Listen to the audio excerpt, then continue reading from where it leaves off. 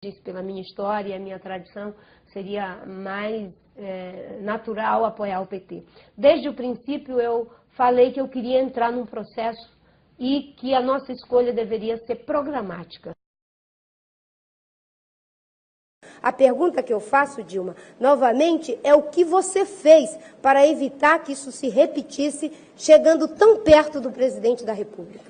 Marina, a mesma coisa feita por você quando ministra de Meio Ambiente, que várias vezes o seu ministério teve processos similares, ou seja, teve pessoas que eram de cargos de chefia envolvidas na venda e na compra de madeira, que era de desmatamento. Além disso, Marina, nós sabemos, foi objeto, inclusive, de investigação da Polícia Federal. As mesmas providências tomadas por você como ministra, eu as tomei. Isso não impede, Marina, que no Ministério do Meio Ambiente, esses casos, que você sabe que ocorreram algumas vezes, se repitam. A denúncia do deputado Aldo Rebelo contra o marido da ex-ministra do Meio Ambiente, Marina Silva, será investigada pela Câmara dos Deputados. Fábio Vaz de Lima é suspeito de participar de um esquema para esquentar madeira retirada ilegalmente da Amazônia.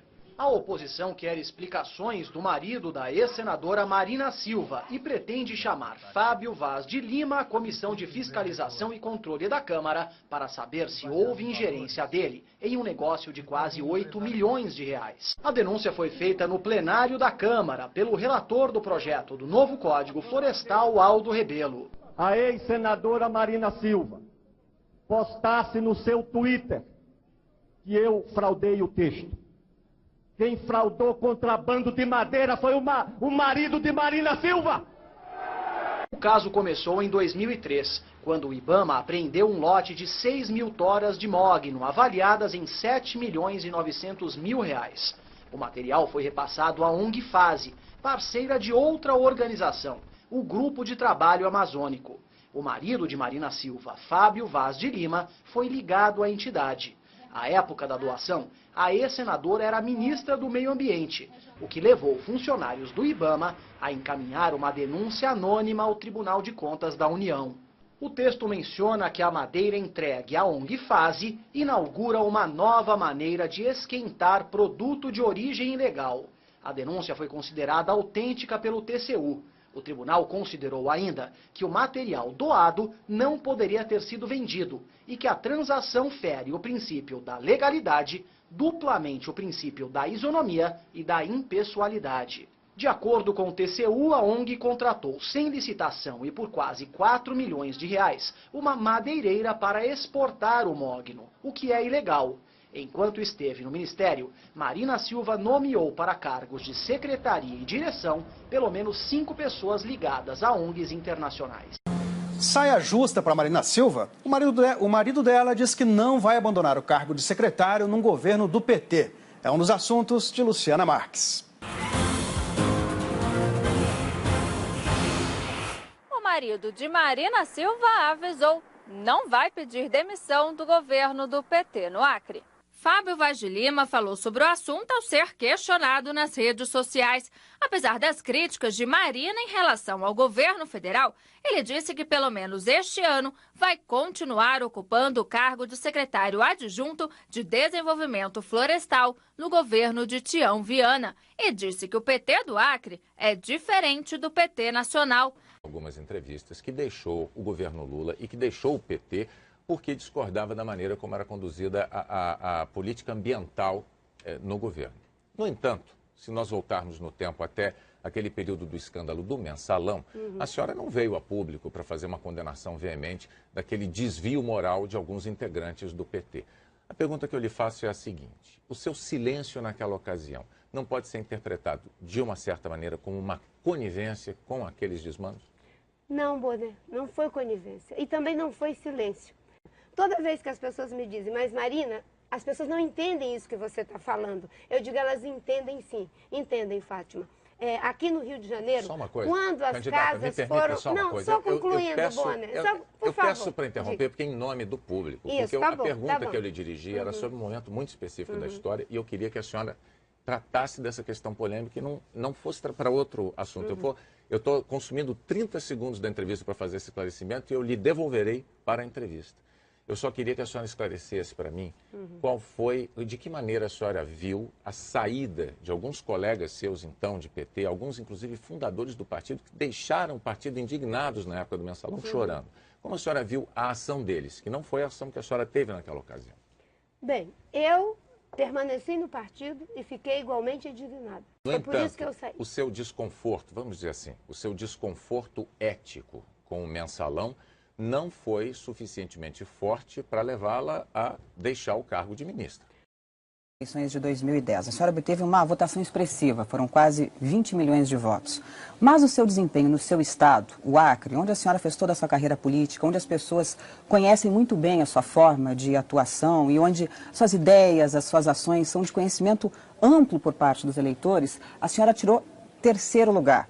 Ficou com metade dos votos do primeiro colocado, ou então candidato pelo PSDB, José Serra. Ou seja, o eleitor acreano votou pesadamente na oposição ao governo federal. Aos eleitores dos outros estados do país que não a conhecem tão bem, como é que a senhora explicaria essa desaprovação clara no seu berço político? Bem, em primeiro lugar é que esse 3º lugar não estava tão distante do segundo. Eu fiquei muito próximo do 2º lugar, que foi a, sim, mas foi a metade presidente Dilma. Metade do primeiro. Eu tenho aqui os números, 23,45% a senhora, 52,13% José Serra. O berço político de um candidato é onde ele é mais conhecido pelos eleitores. Isso pode ser uma enorme vantagem para um candidato ou não, no seu caso não foi. Não seria como se os acreanos estivessem dizendo uma variação daquele velho ditado: quem não a conhece, que vote na senhora? Talvez você não conheça bem a minha trajetória. Conheço. E eu notei o seguinte, você tem uma espécie de um padrão. Questão fácil, discurso categórico. Eu vou fazer, corri o país, vi e tal. Dividida, por exemplo, droga, aborto, eutanásia. Aí você fala assim, plebiscito. Plebiscito. Você tira o corpo. Você quer agradar gregos e troianos. Aqui nós estamos para contar ao povo brasileiro o que nós somos. Eu quero rotular você, estou rotulando. Rotulo, você foge. Esgotado o seu tempo, candidato. Você tem até o direito de me rotular, mas eu reivindico o direito de continuar debatendo com respeito, no mérito, defendendo aquilo que eu acredito, porque é assim que a gente constrói um país melhor. A gente rotula diretamente e rotula transversalmente. Que, aliás, você gosta muito de dizer isso. A gente rotula transversalmente. Você agora rotulou. O Plínio gosta de pôr os outros para baixo. Você acabou de rotular. Eu rotulo você. Você é ecocapitalista. Você rotula sem rotular, né? Você, na verdade, sempre faz essa coisa assim. Você optou preferencialmente por todos. Optando preferencialmente por todos, você não optou por nenhum. E você está, então, na verdade, fazendo uma enorme demagogia aqui. E como esse é um debate para a gente falar ao povo brasileiro o que tem de verdade nessa eleição, eu estou tendo a atitude até meio antipática de dizer claramente aqui, você, na verdade, está fazendo demagogia com essa coisa de ir para o segundo turno, não sei o quê, e rotulando todo mundo aqui dentro, transversalmente. Tenho um medo danado dessa história. Aí vamos falar sério mesmo. Eu tenho muito medo de onde é que isso vai parar, porque esse movimento inteiro, gente na rua, redes sociais, pode ser cooptado por uma senhora, essa coisa pode ser canalizada por uma senhora, chama-se Marina Silva, é uma senhora muito perigosa. Ela parece que é doce, boazinha, mas ela é muito perigosa, de ideias muito ruins. Veja, está na rua uma molecada que é muito fácil de reproduzir um discurso de eu quero mudar o mundo, eu quero um país melhor, eu quero mudar o mundo. Marina Silva quer salvar o mundo.